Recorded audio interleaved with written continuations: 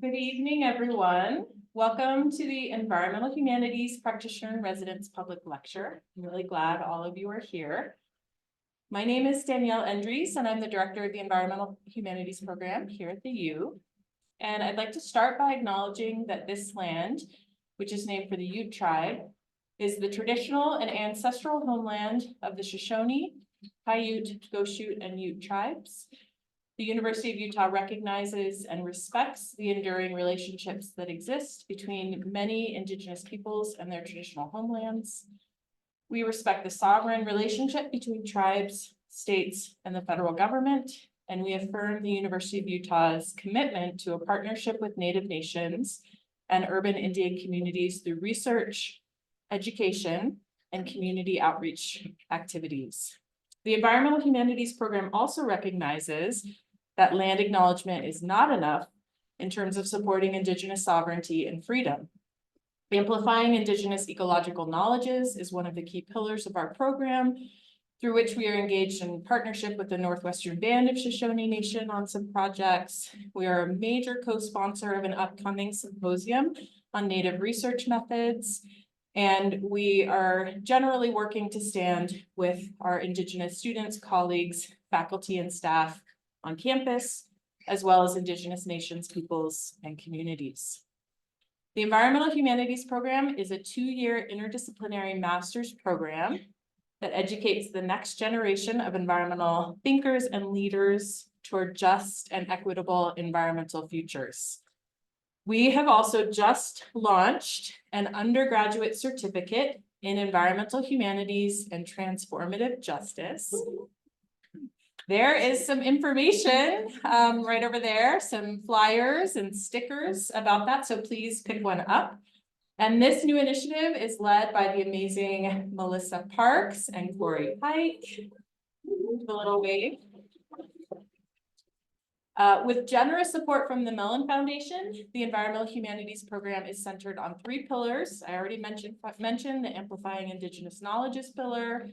Then the second is research and teaching and supportive environmental justice. And then our third is community engagement.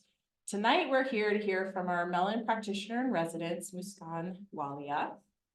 Before we introduce Muskan, I want to talk a little bit about this program. The Mellon Practitioner in Residence program is an opportunity for our program, the Environmental Humanities Program, to recognize an active community leader working on the front lines of environmental justice, Indigenous knowledges, and community engagement. The practitioner works with our program for 1 semester, educating and mentoring our students, offering a public event like tonight to showcase their work, and creating stronger bonds between the program and the excellent community organizations working for social and environmental transformation in the Salt Lake Valley. So before I pass the mic to Fiona, I want to thank everyone who's made this event possible, including Fiona Summers, our Community Engagement and Outreach Coordinator for Environmental Humanities, Corey Pike, our Academic Program Manager for Environmental Humanities, Michelle Judd, who can't be here, but who is our Administrative Officer for EH, just turned in our budget materials tonight, so really real win for the program. The 4 Mellon Fellows, Ping Moore, Esther Matthew, Savannah Pearson, and Erin O'Farrell. And I'd also like to thank the AV staff at the Marriott Library and the caterers who provided the food that we're enjoying tonight. So with that, I will turn it over to Fiona.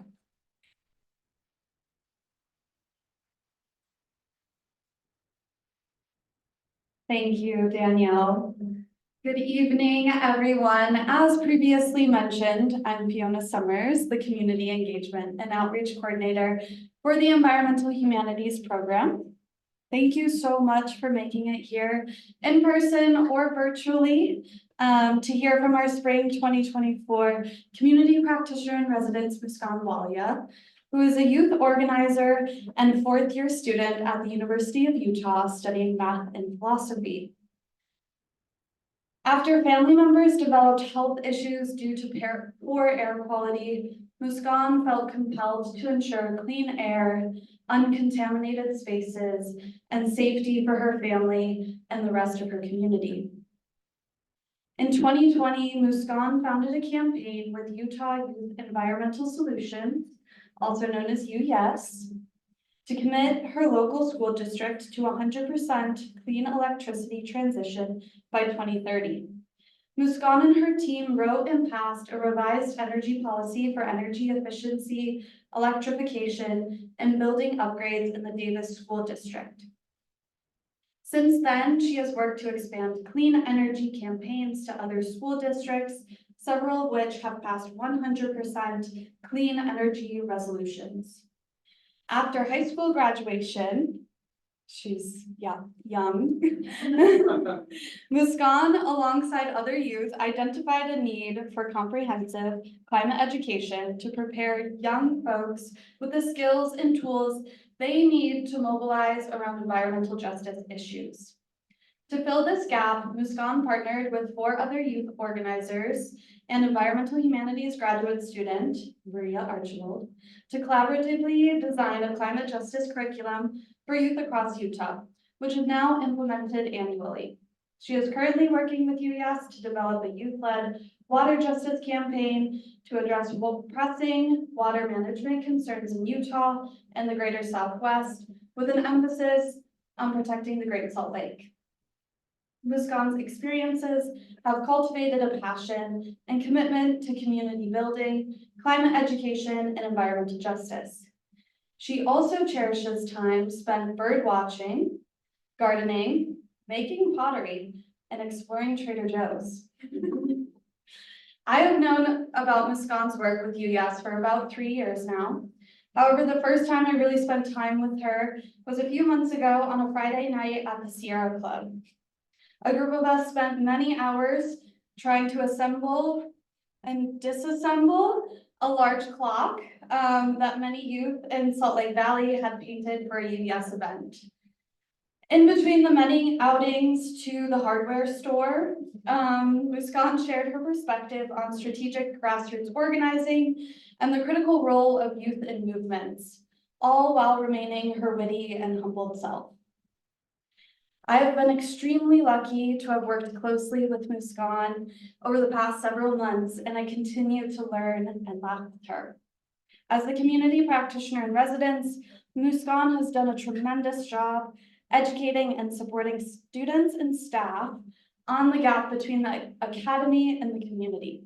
Tonight, as we welcome her into our community, let us celebrate not only her achievements, but also the impact she continues to make on the environmental justice world. Please join me in extending a warm round of applause to our Spring 2024 Community Practitioner in Residence, Muskan Walia.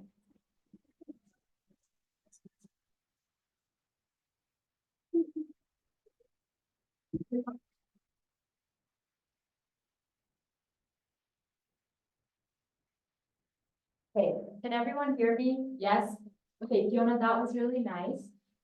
So yes, I'm Muskan, intro, good to go. I am super excited to share sort of what we all have collectively been working on, you know, with UYES and the EH students.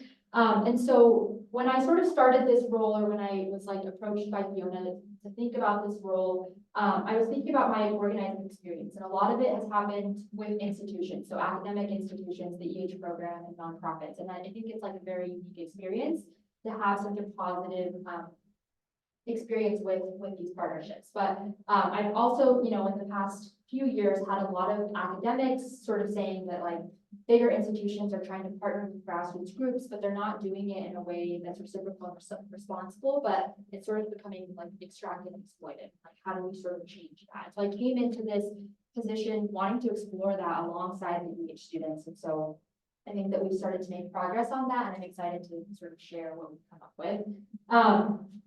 Sort of to outline my talk, what we're going to do is we're going to get some background on UYES and the history of the EH program in UYES, and then we'll go really specific and we'll talk about some specific UYES projects and sort of the dynamics of the way that these projects work. And then we'll kind of zoom back out, talk about the UYES and EH partnership, the dynamics of our partnership, And then we're gonna sort of use this UYES EH partnership as a case study to then help us answer this question about what is the role of academic institutions, grassroots organizations. So, and hopefully sort of propose a way that institutions can work with grassroots groups. So, and then to sort of end off, what we're going to do is we'll do some community knowledge synthesizing. So we'll take all the knowledge that we have in this room and maybe work together to complicate my model, or maybe, add some nuances to it, because at UYES we believe that everyone is a teacher and everyone's a student. So we'll do the same here tonight. Does that sound good to everybody? Okay, perfect. So I'll start by kind of giving some background. Okay, I should have tried this before. Okay.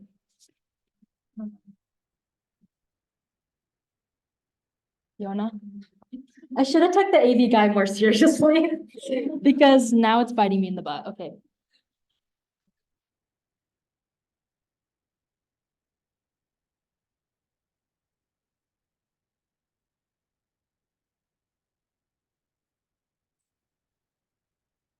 Okay, so, perfect. Okay, so, I don't know how many people know, but UYES is a primarily youth of color led organization that empowers young people how to take action on environmental issues through three things. So we believe in legislation, we believe in education, we believe in direct action. And our mission is really to connect students to environmental advocacy by sort of cultivating these reciprocal relationships between big Utah leaders and like big Utah organizations.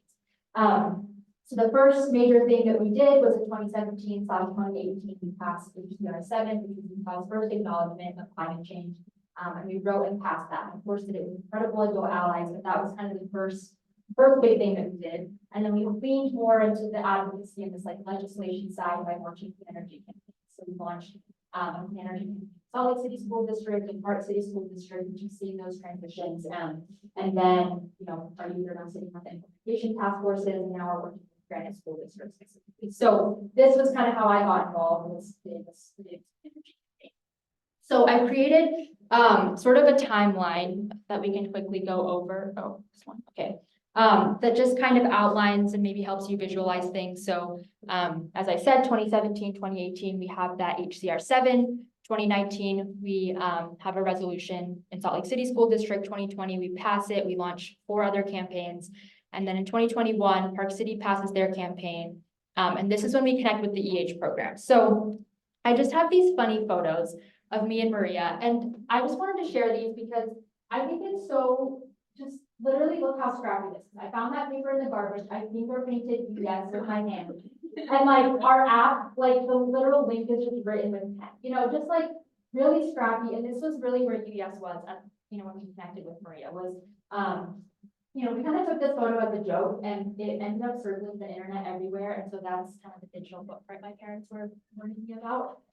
Here, this is what we look like. So I just wanted to share this to kind of give context that like, it sounds really flashy, but like, this is where we were at when we first started building out this curriculum. So in 2021, we connected with the EH program and we developed this curriculum, which I'll detail more in a second. And then in 2022, we launched the curriculum for the first year. And then Davis, as Fiona mentioned, we passed a revised energy policy with received national recognition or B. And then 2023, we had our second annual program. And then Granite School District received some historic funding, which is incredible. And then 2024, we're now preparing for our 3rd annual environmental justice training program and doing the water justice campaign.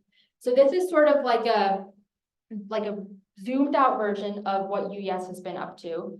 And just kind of to be clear, we've got these 3 teams here, and clean energy has sort of always been happening and it'll continue to happen. It's not going to be the focus of what I'm talking about today. I'll focus on water and education, but they're just doing amazing work and will continue to do amazing work. So something that I'm going to talk about continuously is values that we have at UYES, and consensus is a really big value. So we developed this consensus decision-making model when we started, and to this day, we're still following it. So what we basically do is we have these 3 teams, like I just mentioned, clean energy, water, and education. And then we have a core team, which kind of has members of each team that are part of this core team. And essentially, you know, the dynamics of each individual team are based aren't on consensus. They have different people, but something that we don't want is consensus. So while we were kind of in the process of designing this curriculum, how we envisioned the curriculum development is that it was like very important for every member to sort of act and review and like approve everything that we were doing. Because many of us felt like in just typical environments, whether it's intentional or not, people are so rushed and a lot of our things just kind of get left behind. And so we wanted to make sure that the big things that we were doing were aligned with everyone's vision. So basically the way that we did it was we would kind of have these like major teams, and specifically we did this with ed and training, is we would kind of come up with ideas and the core team would synthesize those ideas, bring proposals, and then it would go back to the like education training team who would review it, everyone would vote, and then depending on how people voted, the core team would kind of like change things if things needed to be changed, and then we would move forward on to the next decision. So this has really kind of been a critical thing for UYES and like the environment that we cultivated for all of our young people, to make sure that there's mutual respect, there's always sort of environmental learning, and also like just like a productive environment to have conversations and deal with conflict. So that's just a value and kind of a way that our team works. So now I want to delve into the specific team. So I want to start with education. So what we had noticed had happened in 2020 was a bunch of young people had ended up graduating or getting new jobs, and we were kind of left with nobody. And we had realized that like young people are in a very transient state of life, and we realized that you can't just like magically pull young people out of the school system that are mobilized and know about environmental justice and know how to organize. Like knowing about environmental justice is like a privilege in of itself, and it's not prioritized in public school systems. So we kind of identified this need for a comprehensive climate education program and kind of opening political education to young people across Utah. And so this sort of led to this education and training team, and kind of built this training program that teaches young people about environmental justice and gives them tools and resources to organize on the information that they learn. But the problem, we did it, that's great. But the problem was when we identified it as a need, none of us really knew like how to build a curriculum or like what really went into that. And that's where the EH program stepped in. So Maria, at this point, she's the specific student that was working on this for a master's thesis. And she was looking at, she was doing interviews with young people to figure out like how do they get mobilized and what experiences do they need, or what experiences have they had to mobilize themselves. And she was also kind of taking that information she was learning from interviews and then also pairing it with these like kind of tough readings that she was learning in class and combining it with like, you know, I don't even understand it, but stuff on pedagogy, whatever. I don't know what she was learning, but she was learning. So, so she was kind of creating this new theory through these interviews and like looking at different like past authors, whatever. So, so what we had basically done was what I've like outlined here is that there was kind of two things happening at the same time we were building. So there's like two levels of research. So Maria had her master's level work that was going on. But then Maria used that master's level work and like things that EH was teaching her to sort of create a container for us to do research in the way that we wanted to, and for us to do it directly. So basically what happened is Maria has all these intense readings in the EH program. And what she was doing was like sifting through them, finding the gold nuggets, and then giving it to us, the UYES students, to directly read and take our own pieces of information that we had wanted. And then with these interviews, she was doing them and they were like super intense, super long, but then she would host these listening sessions with the EH students. And then we would kind of take what we wanted to get out of this person's experience. So basically it was like the same research, but just a little more condensed and understandable for us as we learn at a master's level. So in sort of this diagram, the like reading and classes from EH was one part, and then the consolidated version was our part, and then the one-on-one interviews was the EH research, and then the like listening sessions were the UYES research. And while that was sort of happening simultaneously, we all came together, talked about the main thing that we were seeing, and then put it into practice by informing our curriculum design to teach other young people. So EH really kind of took that theory they learned and it provided the infrastructure to sort of make our own curriculum. And so the point from this is like Maria and the EH program sort of had all of this research, and they didn't just like take that research and say, here's like how to do it. This is what you guys should do. Go at it. They kind of like we were doing that research simultaneously, where one person was like really in the trenches learning things, and then sort of the grassroots group was then like taking that same research and then making the decisions based on what they felt was best. That ultimately led to sort of the design process. So the point of this whole thing is we had a bunch of theory going on simultaneously, and we sort of turned that into practice, and that's, yeah, sort of the point. So this kind of led to our curriculum, and this was the practice. So our curriculum ended up having 4 chapters, which I kind of go through here. So we start with who we are, and this is sort of our young people, and we have some that have gone through the curriculum here today, but this is basically where people explore their identity and what connects them to the environment. And they sort of talk to each other and like build community with each other on the first day of the program. And then we look at how do we get here. So this chapter really helps people understand how economic and social systems sort of created modern society and created the environmental issues that we're going to study. And so this sort of helps them build this connection of the environment and social. And then, you know, yeah, that's it. So then for chapter 3, it's where do we go from here? So then this sort of like chapter lets young people look at like what resources do we have, how are people already existing, and like how can we kind of achieve climate justice and look at like the way that people are living right now to sort of inform that. Like things don't need to be the way that they are right now. So this sort of helps people like situate themselves within the climate justice movement.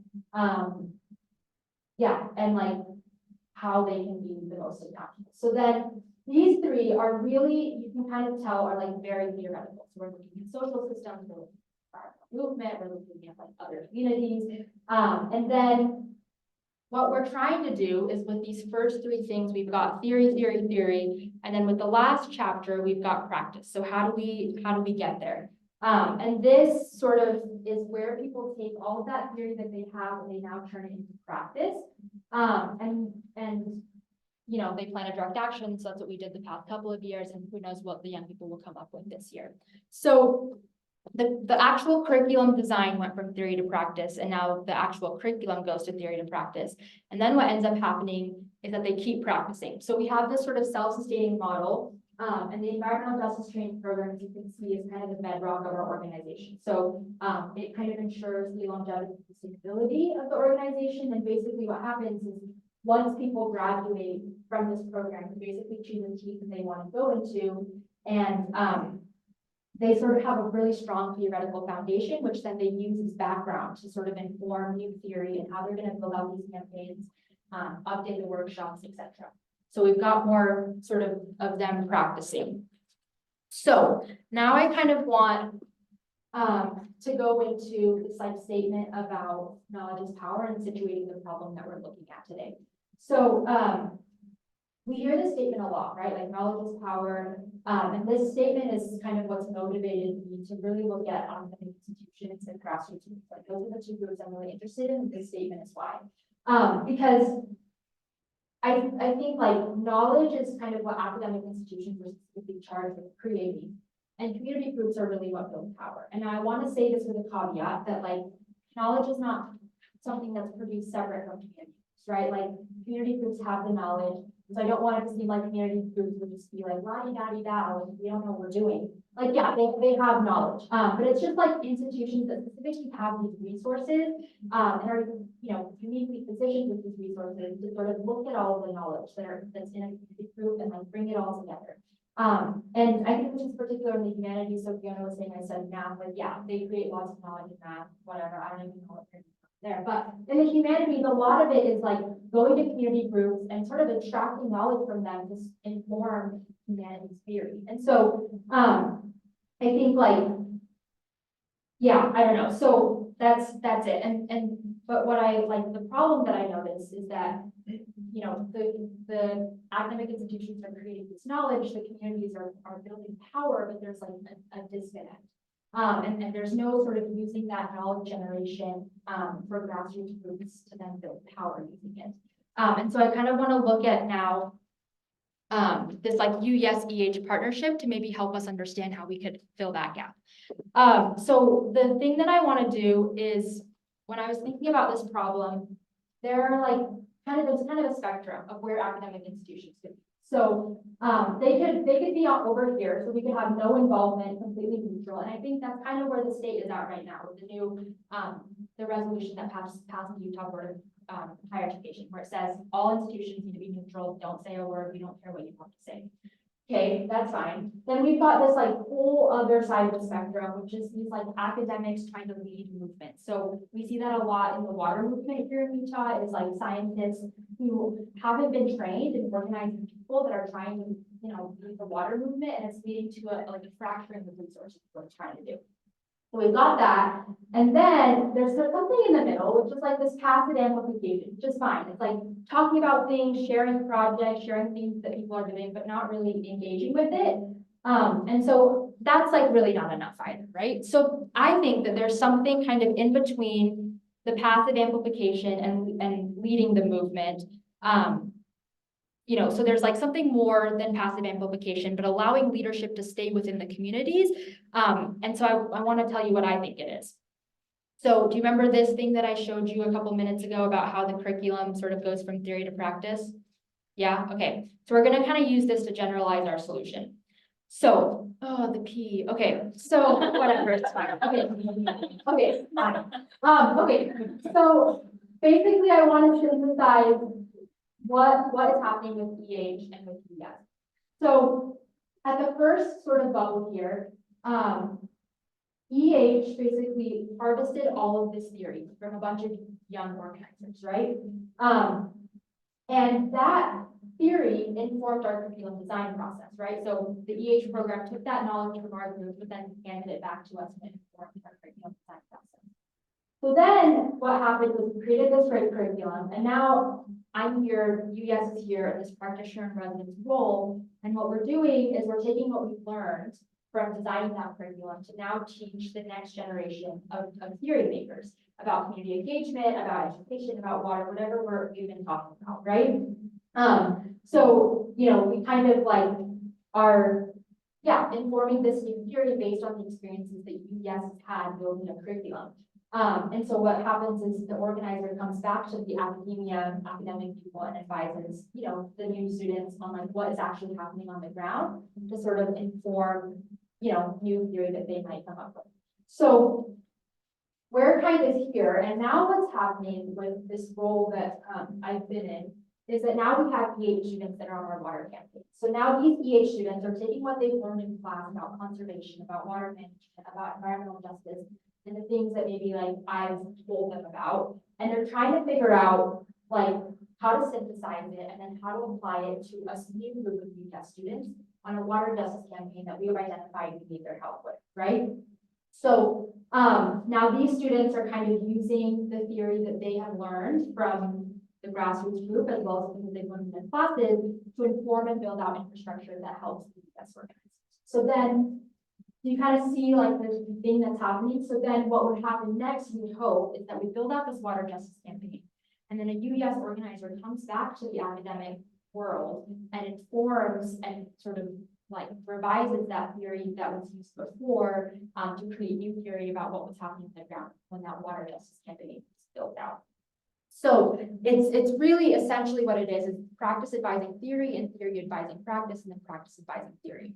And so sort of like these EH students helped build UYES's curriculum, and now UYES is back and teaching UYES or EH students about what's happening on the ground. And then these EH students are coming back to the water campaign, to the UYES team and building out this water campaign. And then what will be next is hopefully a UYES student comes back to advise the next generation of EH students. So I think what this sort of very specific case study tells us is, okay, yeah, so theory informs practice, practice informs new theory, theory informs practice, and practice informs new theory. So I think what this does is that we can sort of generalize this. So academics kind of start by harvesting knowledge from the community, and then I think that they should work with the community to then synthesize that knowledge, craft new knowledge, and then give that synthesis back to the community and support them in something that they need, and implementing whatever project that they need. And then that's sort of the key piece, like giving that knowledge back to them and like helping them sort of implement whatever they got, whatever knowledge that was in that community that they were able to see as an academic, whatever skills that they had to be able to synthesize it. I think like what I see often is there's like two things when community engaged people are trying to do interviews. It's like, one is that they'll kind of just like take the interviews and never talk to the community, or they'll feel like they need to do labor for the grassroots group in order to get interviews, which is sort of transactional, right? Like, it's not what grassroots groups want. They want someone working alongside them. So I kind of see these two things where it's like, I'll just do whatever for you for like the next semester and then just give you your interviews and whatever. But that's like not how it needs to work. You can take the interviews and then like, let us know what you learned and like how we can use that to inform whatever project that we're working on. So that's sort of here. And then the community comes to the academia and takes the knowledge gained from sort of practicing to then inform new theory for the academia to create. And then the academia uses that next round of knowledge and synthesis and theory creation to help support another grassroots project. These are sort of continue this cycle. And something that I will know, I didn't really like have time to talk about it, but something that we have been working on, you know, as EH students and as UYES is building out this resource for sort of grassroots groups in Salt Lake City and like people that are trying to do community engagement scholarship on like best practices, things that have happened in the past, mistakes that we've made, things that like might make us feel awkward. So I don't know, I just wanted to throw that in. It's like something we've been kind of pulling together so that people or EH students aren't making the same mistakes over and over again. So I just wanted to throw that in. I don't know. So again, we've got theory informs practice, practice informs new theory. The new theory informs another practice, and then practice informs new theory. Okay, so now you'll see that you've got some sticky notes in front of you. And what I want you all to do is I've got this general model up right there. And what I want you all to think of is I really focused on academic institutions and grassroots groups together, right? But there's so many other efforts or parts to making a movement work. And my model really isn't addressing community groups. It's not addressing the individual. It's not addressing like specific departments or programs. And so I want you all to think about what groups and institutions you might represent today. So maybe it's a program at the university, a department, a nonprofit, a bank, a gym, or just you as an individual. And then think about what resources the group or institution might have. And then I want you to take that sticky note and write about where exactly on the diagram you think that you would kind of be placed. So are the resources that you have access to, would they lend power to a partnership, or like how will they lend power to a partnership to keep it going? So like an example that I have is, I don't know, like if you're a part of a biology program, obviously you would help with knowledge synthesis. That would kind of be the section that you would help with, like how could you keep this cycle going? Does that make sense? And if you don't think that you fit there, I think you can add that, right? You can try to complicate it and add more nuance to this model and see what we're missing. Does that sound good? Okay, cool. And you can also talk amongst each other, so don't be quiet. That'll be awkward. And then do you have the Jamboard for them? Okay, do you want me to send it to you? Yeah. Okay.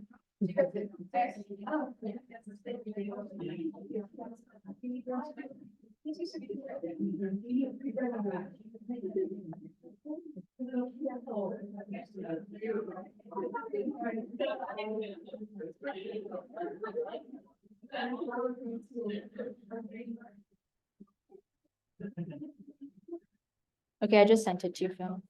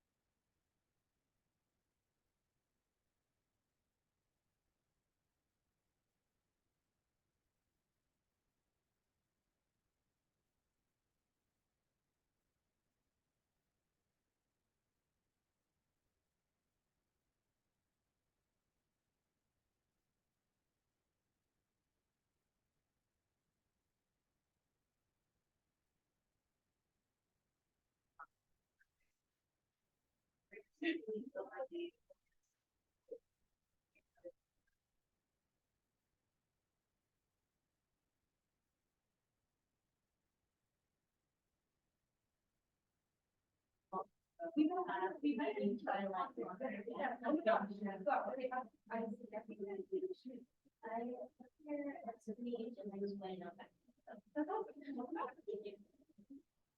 bet you like one of the sources. Yeah.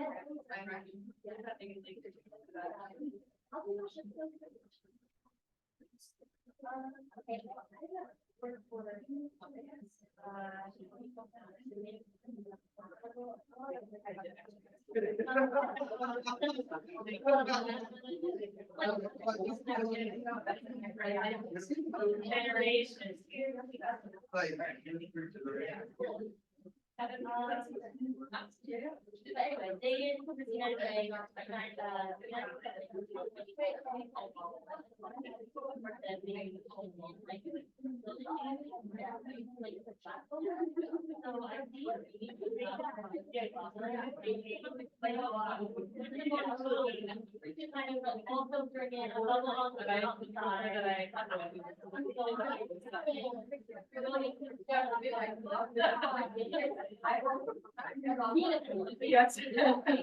I in school, I'm in college, then stopped and then, like, well, good.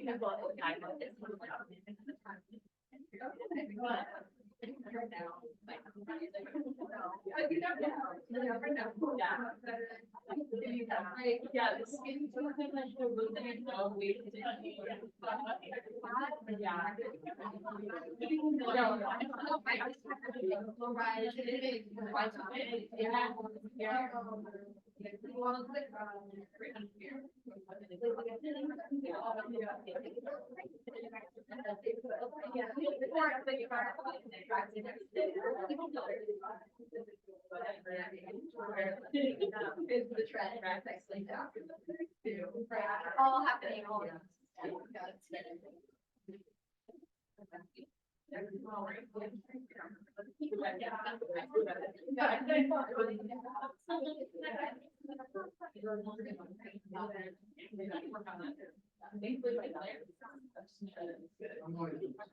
She can remember that. Yeah. She was funny. That's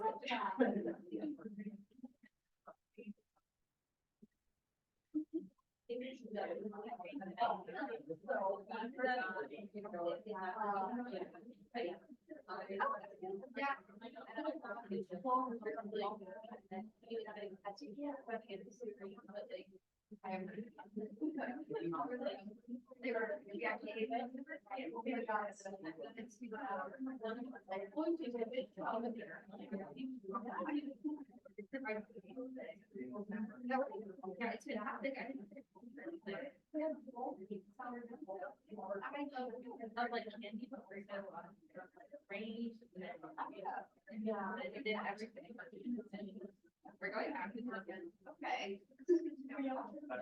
Yeah, I think they're like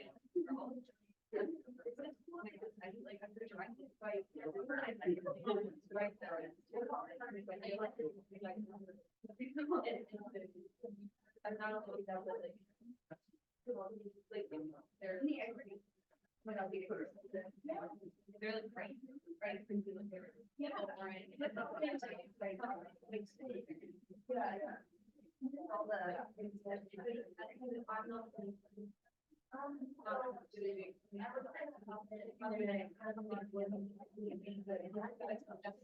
yeah, right.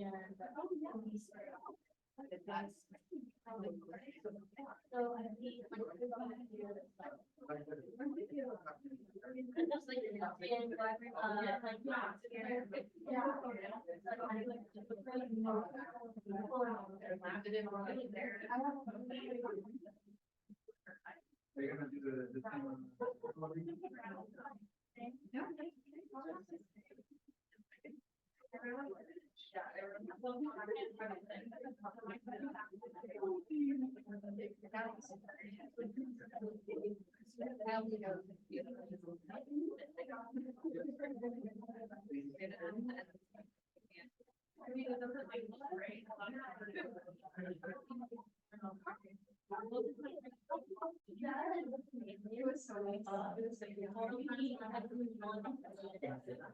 Yeah, we were like, we were saying.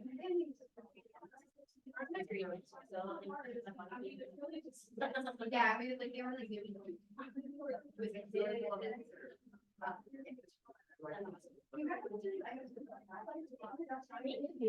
Actually, we're hearing behind.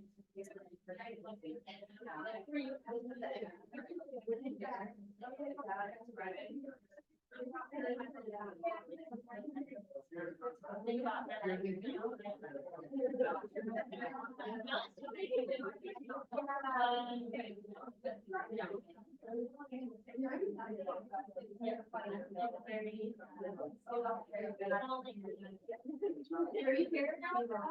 I am, I go travel. So I'm kind of flying. I'm on Monday. Yeah.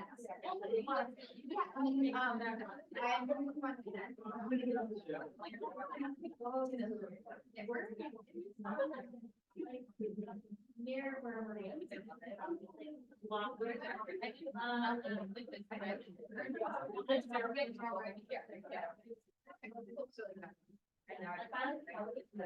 Yeah.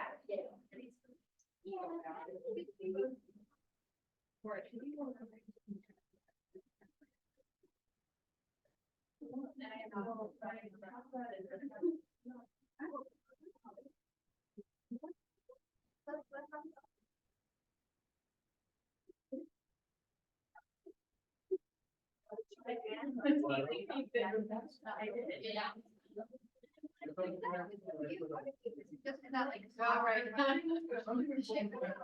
think so. Yeah. Yeah, yeah.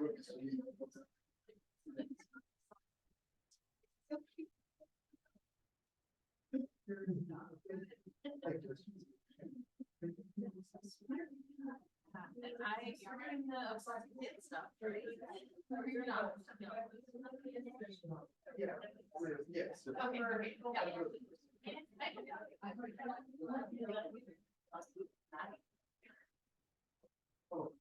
Yeah, yeah, well, that's right.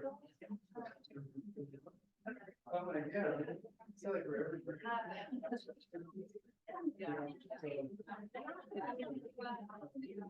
Yeah, we're,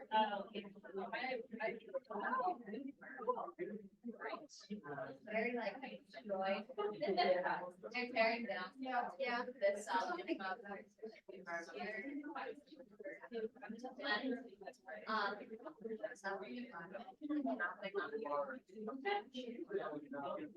You're like, yeah. Like boards.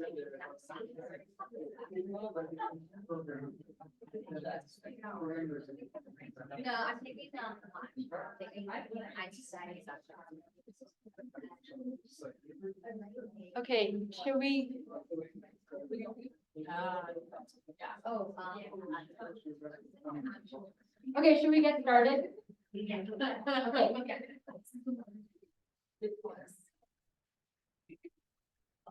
Okay, so I've looked at lots of things up here, but I think I want to just ask everyone what they put or what came to their head if they were thinking about this question or just this cycle. Does anyone want to share what they were thinking about?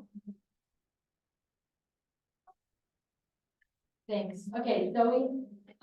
So I am not really, deeply involved in climate and environmental justice beyond, going to protests and attending things, but I'm not nearly as involved as a lot of people in this room. So the organization I put is an affinity organization in the business school for LGBTQ business students. And this is actually really helpful because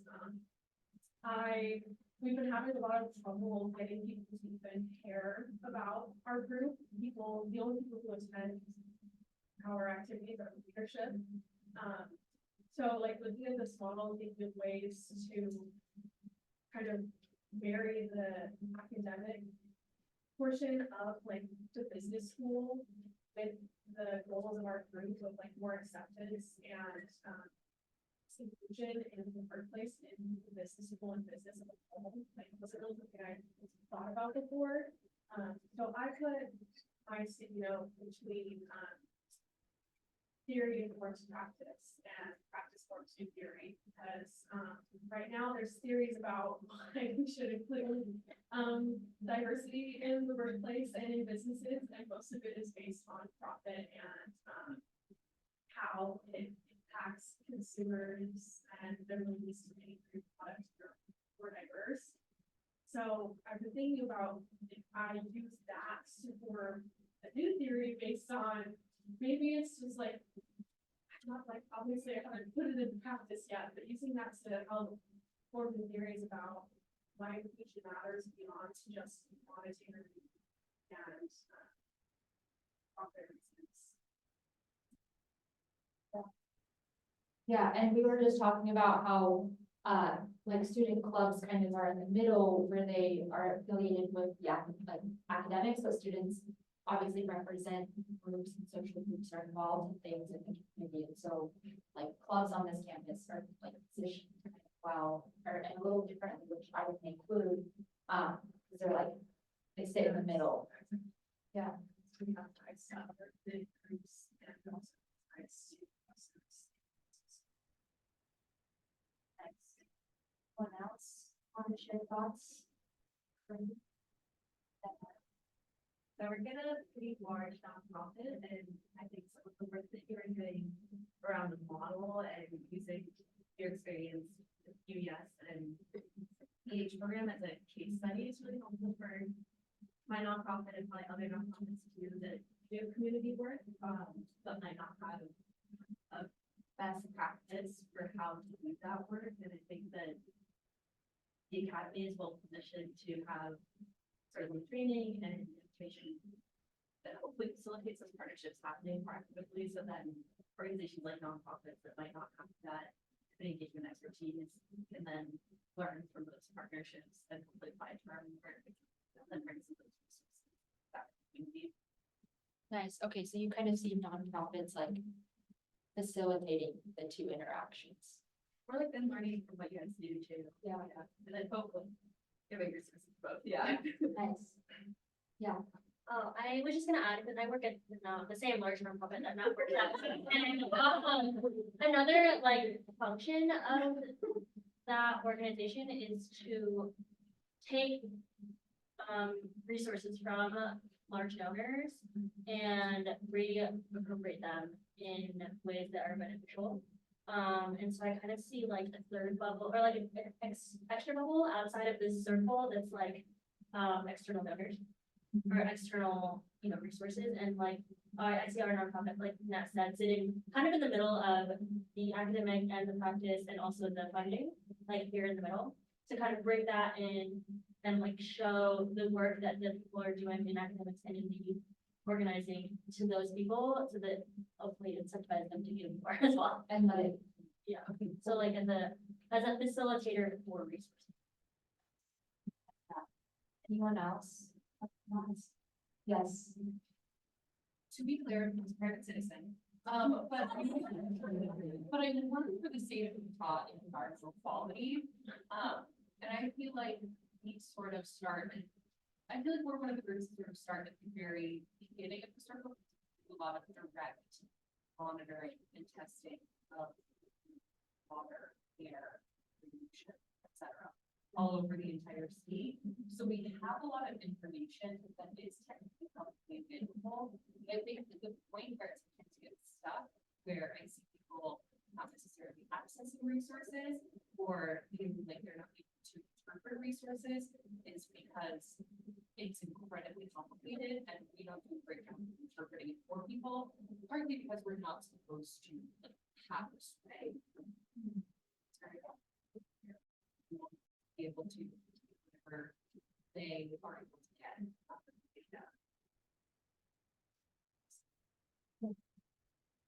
That's, okay, anyone else? Yeah. Yeah. Sharon. I also think a lot of obviously on the problem. Graduate student also as like I was working with the I think a lot about like network and the importance of like understanding like gaps, but also like institutional gaps. And like one of the sticky I put out was kind of around like identifying resources to sustain kind of these partnerships, but also to like allow them to start to thrive. Right? I'm so happy to see you obviously as like UYES representative, but also as the EH practitioner and thinking about kind of the possibility of that for development, right? And so one thing I was thinking about was like how amazing the future would be to have like multiple and sustained like streams of support for kind of these like reciprocal new emerging but also like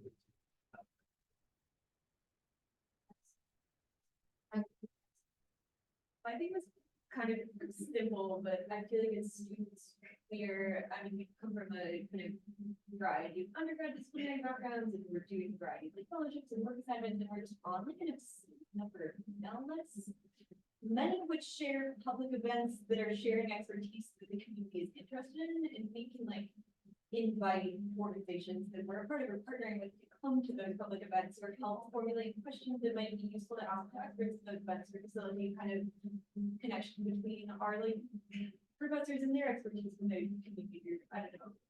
Even just as simple as kind of having a record of the public happening that it's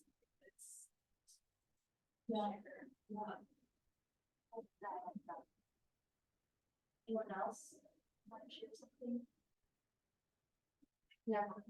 I was just thinking about how like there's like a lot of positive job groups happening, like trying to set up models that benefit both parties, like in perpetuity with like knowledge, practice, and fun.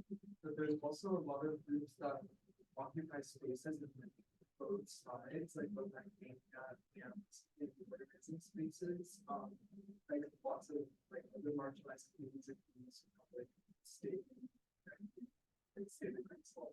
And so like by like engaging people in like different identity groups and communities that occupy both spaces, like maybe like potentially working about people like reaching out to them to Yeah.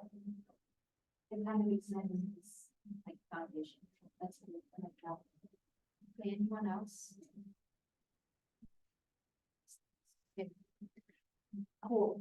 Okay, so let's see. So we'll move on. Okay. So basically to recap what we did, we kind of took this problem of the gap between knowledge production and sort of analyze the partnership between UYES and EH as a case study to sort of offer a solution in the way that disconnect can be bridged. And so, you know, basically like what we're trying to say is that knowledge is supposed to contribute to change, but you can't really just like slap any theory on a grassroots group. And so I think that your academic institution is sort of responsible for seeing what applies and what diverges, and like kind of put it into something cohesive. Like the community groups already have the knowledge, but the institutions have the resources to look more deeply at what's happening on the ground and then putting it into something that like makes sense. And so Yeah, I mean, that's the thing. I think that like, what academic institutions can do that isn't out of amplification and isn't also leading movements, but it's staying neutral, is sort of helping orgs understand how to do the thing. So like break this student teacher binary in this context and see like, what is this theory and how does it apply in this context, in this time with these people? And like what different theories do I need to find to make it work? To sort of see what they want to get done, get accomplished, and like help facilitate that.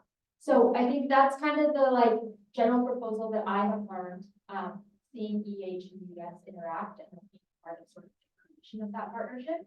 But we obviously just went through a whole community synthesizing knowledge activity where we could see kind of things that we could create off of this, things that I missed, etc.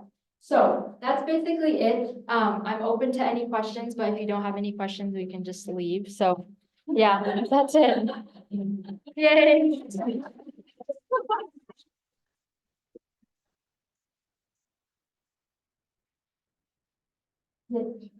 Thank you, Muskan. I'm gonna pass the mic around to whoever has questions so that our Zoom audience can also hear. I saw a hand back here.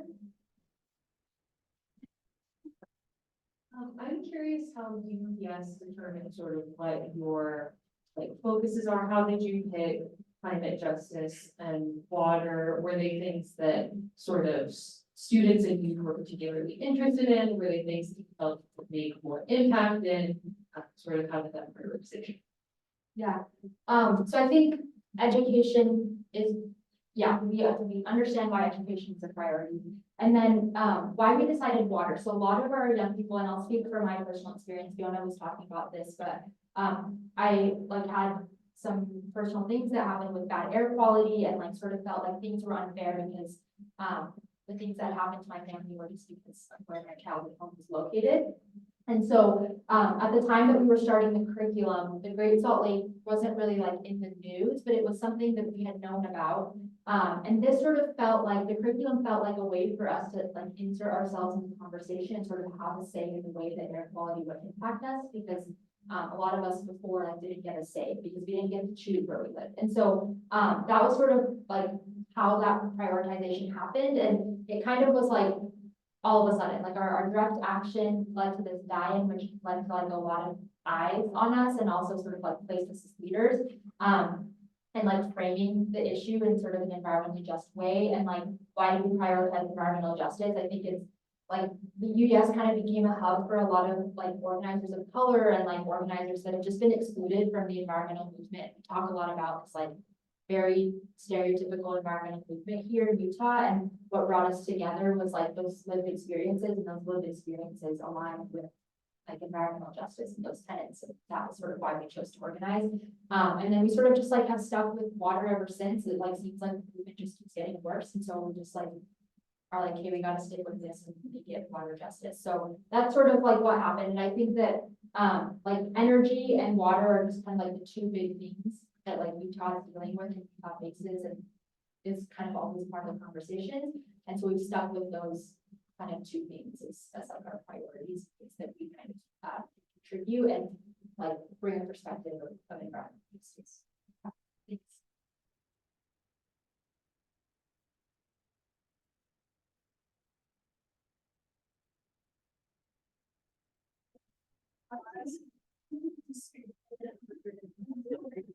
I'm really curious, Muskan, if you could talk a little bit more about how we as students, people who are kind of representing these academic institutions, can help with the synthesizing process of theory. I just think I think about the times when I've tried to return my research or what I've worked on to the community, and sometimes I can end up just dumping information and making it harder to access. So I'm really curious how you worked through that with Maria, if you have any recommendations for us about what that collaboration looks like in pulling out the golden nuggets from what you're all learning. Yeah.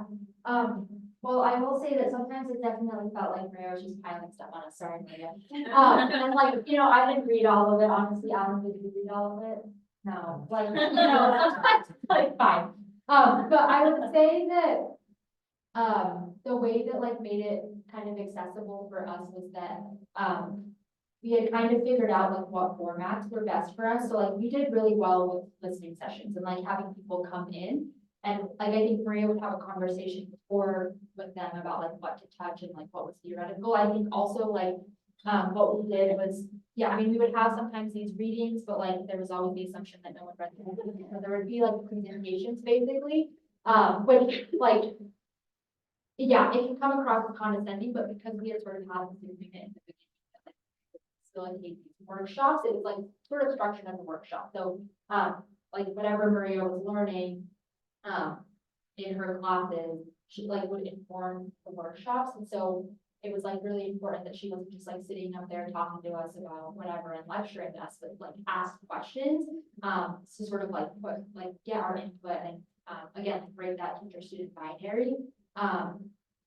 And so, yeah, I think like that was the way that it worked. And I think that she was sort of like transparent about when they're doing this research. And I think that it would be helpful to inform our curriculum, like what is the best format for us, like for me to share it. And we had decided that like weekly meetings where she led a workshop and sort of talk through ideas in a way that made sense to us.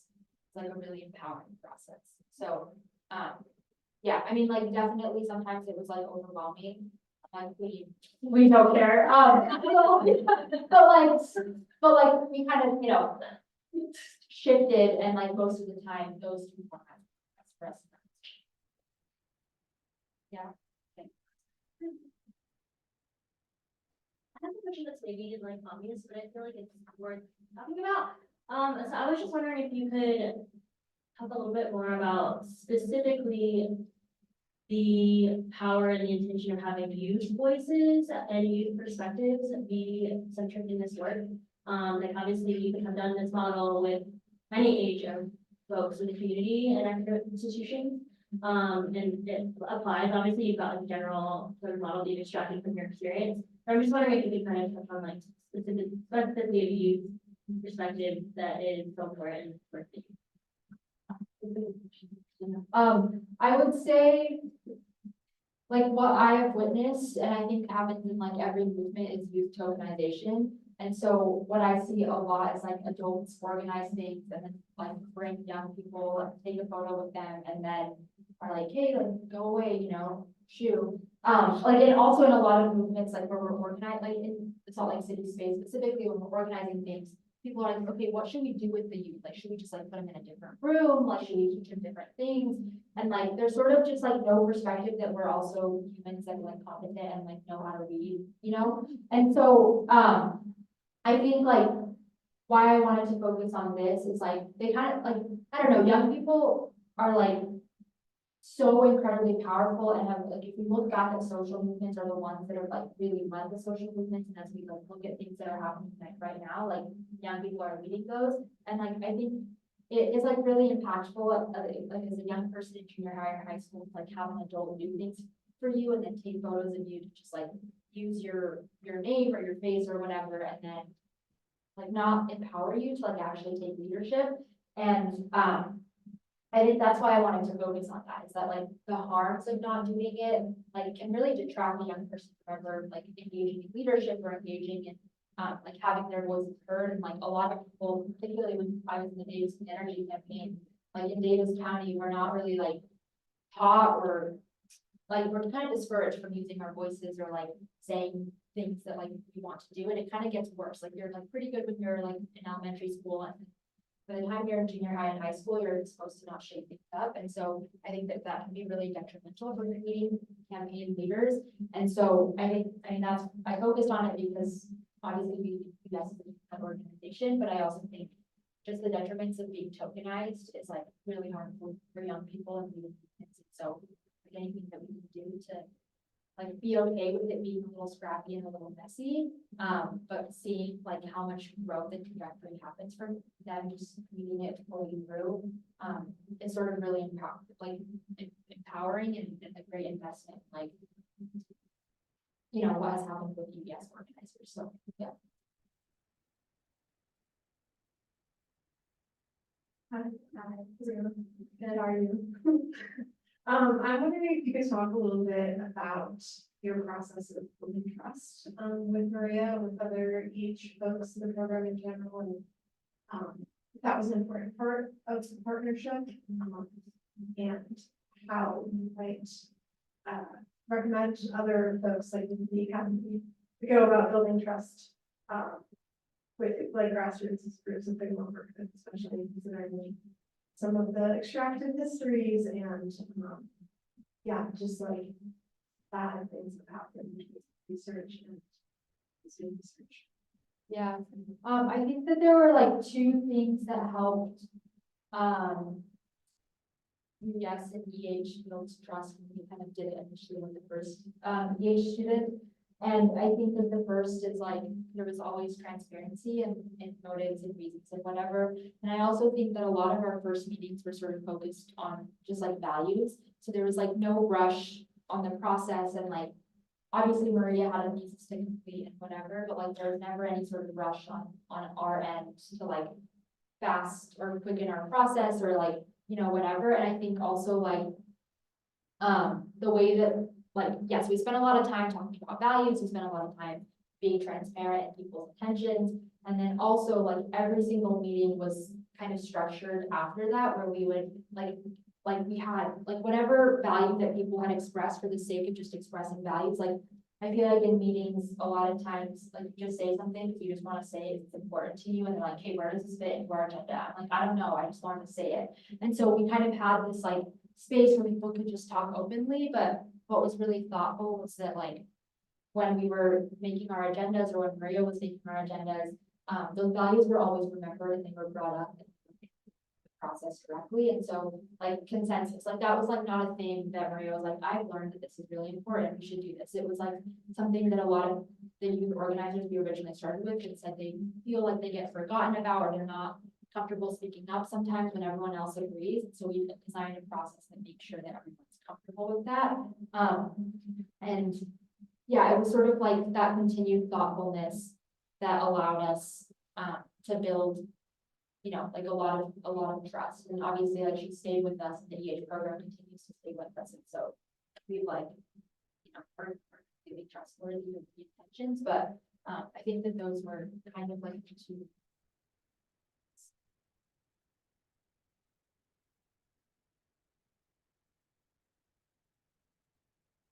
Okay, one more question from Louise. Great presentation. I know you mentioned about the role of youth in terms of being outside the system, fighting for justice and I'm curious, how do you navigate both the need to tap into that authentic voice for justice and also like the need for resources as well to make things happen? Because I'm also curious, even with academia, like I love that Environmental Humanities Program, I believe if I'm right, is able to compensate their students, which is a huge deal, particularly in humanities, right? But like people still need to live, right? And so, yeah, how do you navigate staying true to yourself and also like trying to figure out how to get resources to support the work you're trying to do? Wait, are you talking about like we have these values of environmental justice, but we also need resources like funding, and like how do we stay true to our environmental justice? Yeah, like manage the power dynamics of like, oh, we give you money, but we want you to be X, Y, and Z, or maybe like change yourselves. Like, yeah, how do you manage to be yourself and also try to resource the movement? Yeah. I think we're just always ourselves. I think something that we've learned from the EH program is finding people and finding people that have resources, organizations that have resources that allow us to be authentically ourselves. So like Sierra Club allows us to do that. We found grants that sort of have no strings tied to it and just let us be the way that we want to be. Also like you've kind of already done everything that needs to be done. Like we already have kind of our image. And so There's no going back on that, but I would say like, yeah, there are like some things that we like apply for in terms of resources where we like, we'll take out the word direct in direct action. So we'll say legislation, education, and action, you know, which is fine. It's still like, to us, it still kind of means action and direct action. And like, if it's the difference between like paying honorariums and stipends to our organizers and people that are supporting our program and not, well, like change that, but we're not gonna say, yeah, I don't know. I mean, we applied for one thing a long time ago that we knew we wouldn't get. It was like so scientific, so we just like threw our thing in.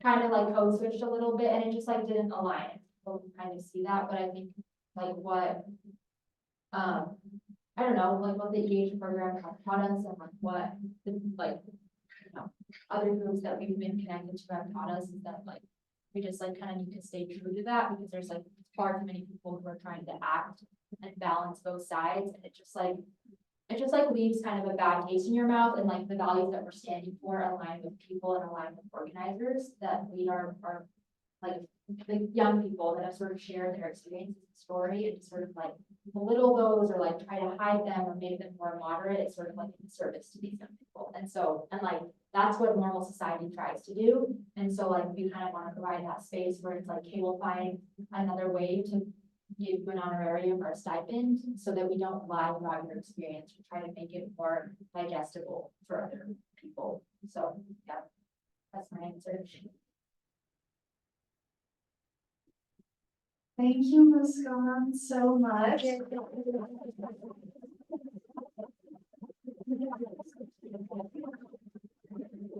I hope this isn't too much, but I'm seeing a few faces that are on the screen in the audience.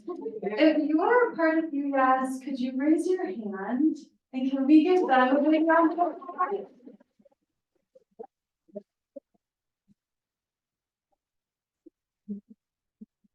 Thank you all again for being here tonight. Get home safe and feel free to stay, but also maybe stay out there where there's food.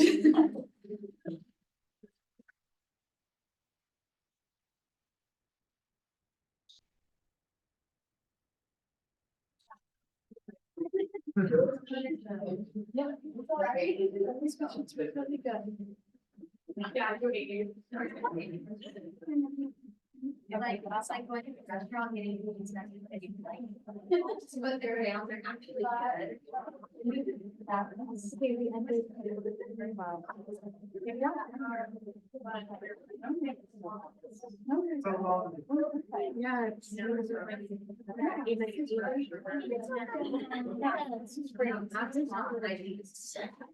Oh, my God, you're fine. Remember, I 1000%. Well, this is the only opportunity that I work. What days are you? So I'm staying at the beginning. I just have to work Tuesday, Wednesdays, and Thursdays. Okay. Out of the office, so I can't leave. On those days, so it's just like I can't leave. Oh, yeah, I don't, I was like. Like, you have to have the other.